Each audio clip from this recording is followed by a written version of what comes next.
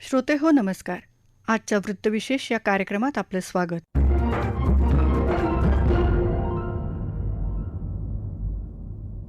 श्रोते हो, गेली काही वर्ष आपण सर्वच जण मोबाईल, इंटरनेट, ऑनलाईन खरेदी, ऑनलाईन बँक व्यवहार तसंच ऑनलाईन पेमेंट यासारख्या गोष्टींना सरावलो आहोत.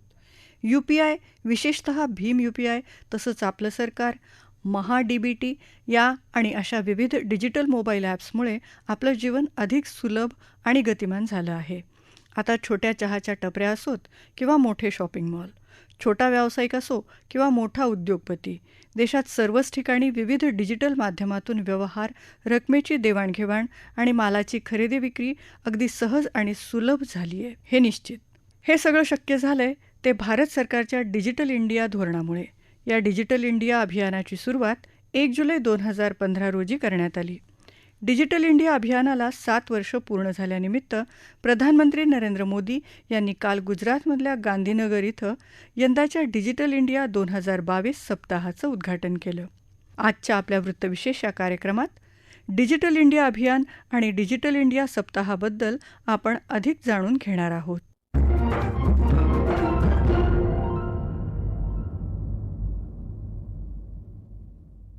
श्रोते हो, कॅटलायझिंग न्यू इंडियाज टेकेड म्हणजेच नवभारताच्या तंत्रज्ञान दशकाला चालना देणं ही डिजिटल इंडियाची संकल्पना असल्याचं प्रधानमंत्री नरेंद्र मोदी यांनी आपल्या भाषणात काल सांगितलं.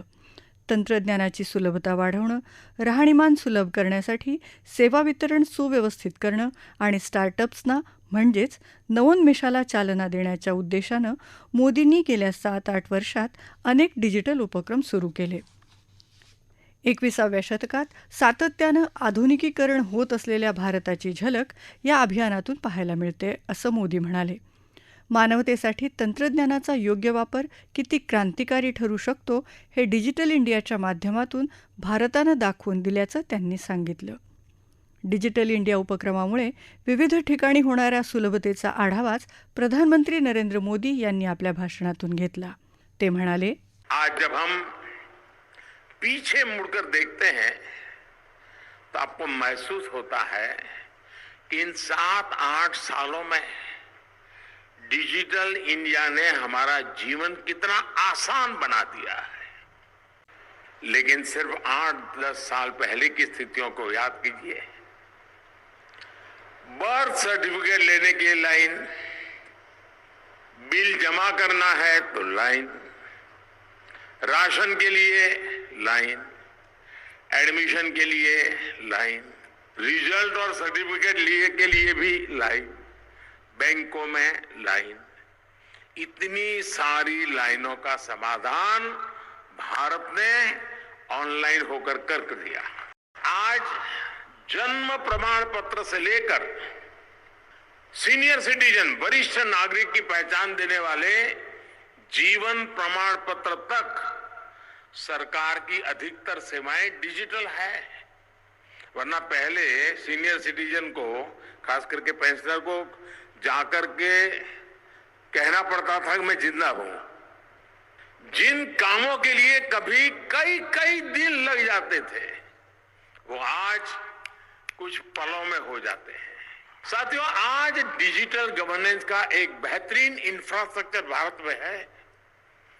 जनधन, मोबाइल और आधार, JAM, ये इसकी जो त्रिशक्ति का देश के गरीब और मिडिल क्लास को सबसे अधिक लाभ हुआ है. इससे जो सुविधा मिली है और जो पारदर्शिता आई है, उससे देश के करोड़ों परिवारों का पैसा बच रहा है. 8 साल पहले इंटरनेट डेटा के लिए जितना पैसा खर्च करना पड़ता था उससे कई गुना कम, यानी एक प्रकार से नगण्य, उस कीमत में आज उससे भी बेहतर डेटा सुविधा मिल रही है. पहले बिल भरने के लिए, कहीं एप्लीकेशन देने के लिए, रिजर्वेशन के लिए, बैंक से जुड़े काम हो, ऐसी हर सेवा के लिए दफ्तरों के चक्कर लगाने पड़ते थे. रेलवे का आरक्षण करवाना और गांव में रहता हो तो बेचारा है पूरा दिन खपा करके शहर में आता था, 100-150 रुपया बस का किराया खर्चा करता था और फिर लाइन में लगता था रेलवे आरक्षण के लिए। आज वो कॉमन सर्विस सेंटर पे जाता है और वहीं से उसका काम हो जाता है, गांव में ही हो जाता है और गांव वालों को भी पता है कि हाँ ये व्यवस्था है। इसमें भी किराए, भाड़े, आना जाना, दिन लगाना, सभी खर्चों में कटौती आई है। गरीब मेहनत मजदूरी करने वालों के लिए तो ये बचत और भी बड़ी है क्योंकि उनका पूरा दिन बच जाता है। श्रोते हो, डिजिटल इंडियामुळे गरीब श्रीमंत तसंच लहान मोठ्या उद्योगांमधली दरी भरून निघत आहे. आगामी दशकात आपण डिजिटल तंत्रज्ञानाचा मोठ्या प्रमाणात वापर करणार असल्याचं प्रधानमंत्री म्हणाले. साथियों, डिजिटल इंडिया अभियान ने जो एक बहुत बड़ा काम किया है वो है शहर और गांव के बीच की खाई को कम करना. गांव और शहर की खाई भरेगी इसकी भी कोई कल्पना भी नहीं कर सकता था. गांव में छोटी से छोटी सुविधा के लिए भी आपको ब्लॉक, तहसील, जिला हेडक्वार्टर के दफ्तरों के चक्कर लगाने पड़ते थे. ऐसी सारी मुश्किलों को भी डिजिटल इंडिया अभियान ने आसान बनाया है और सरकार को नागरिक के द्वार पर उसके गांव, घर और उसकी हथेली में फोन पर लाकर खड़ा कर दिया है. गांव में सैकड़ों सरकारी सेवाएं डिजिटली देने के लिए पिछले 8 वर्ष में 4 लाख से अधिक नए कॉमन सर्विस सेंटर जोड़े जा चुके हैं. आज गांव के लोग इन केंद्रों से डिजिटल इंडिया का लाभ ले रहे हैं. 1.25 लाख से अधिक कॉमन सर्विस सेंटर, ग्रामीण स्टोर अब ई कॉमर्स को भी ग्रामीण भारत तक ले जा रहे हैं. पीएम स्वामित्व योजना शायद शहर के बहुत कम लोगों का इस पर ध्यान गया है. पहली बार शहरों की तरह गांव के घरों का मैपिंग और डिजिटल लीगल डॉक्यूमेंट ग्रामीणों को देने का काम चल रहा है. ये देश सपने साकार करके रहेगा, संकल्प पूरे करके रहेगा. यानी मेक इन इंडिया की शक्ति और डिजिटल इंडिया की ताकत की डबल डोज भारत में इंडस्ट्री 4.0 को नई ऊंचाई पर ले जाने वाली है. श्रोते हो, डिजिटल इंडियामधला महत्त्वाचा घटक म्हणजे तंत्रज्ञान. या तंत्रज्ञानासंबंधी आणि त्यातून पुढे आणखी काय करता येईल याबद्दल अधिक माहिती देत आहेत सावित्रीबाई फुले पुणे विद्यापीठाच्या इलेक्ट्रॉनिक्स आणि इन्स्ट्रुमेंटेशन विभागाचे प्राध्यापक आणि विद्यापीठाच्या विज्ञान आणि तंत्रज्ञान शाखेचे माजी अधिष्ठाता डॉक्टर अरविंद शाळीग्राम.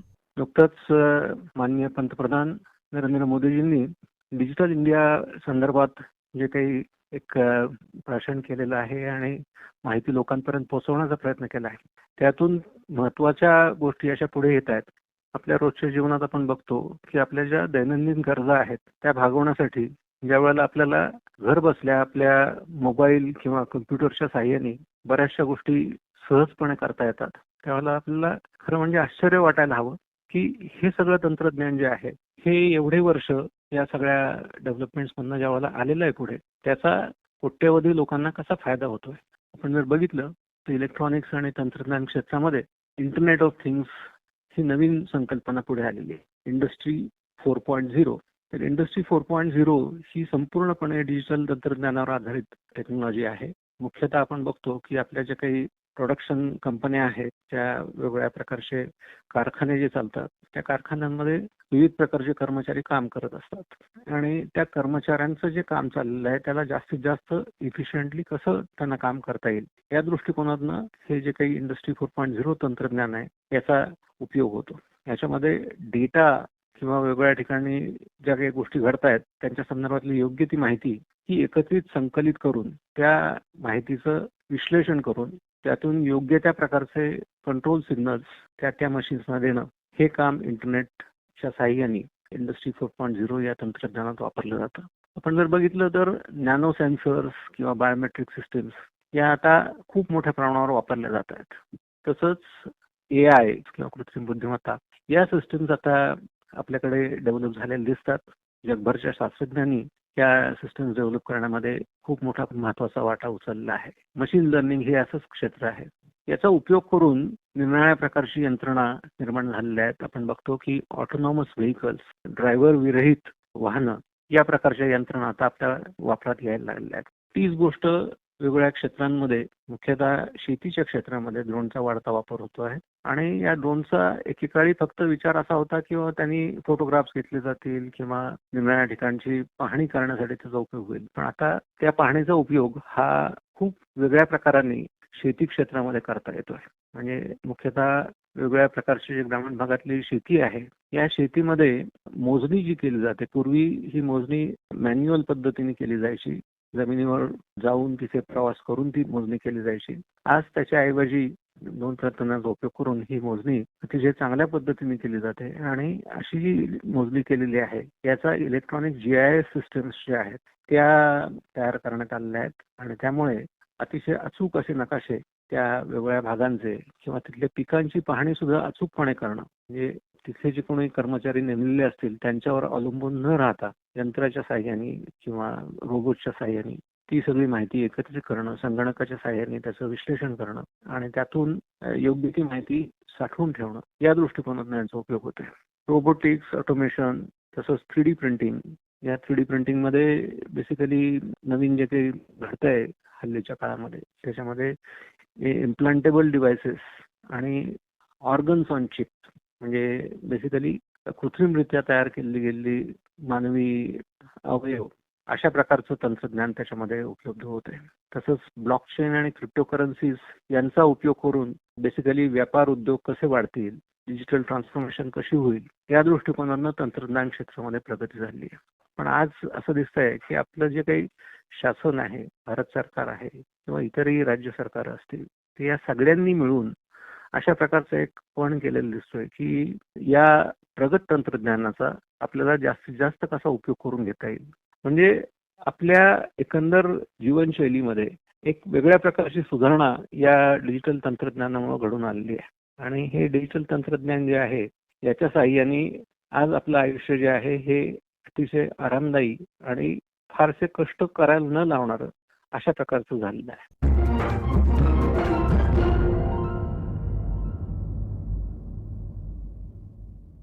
श्रोते हो, आपला वृत्तविशेष हा कार्यक्रम आपण न्यूज ऑन AIR या ॲपवरही लाईव्ह ऐकू शकता.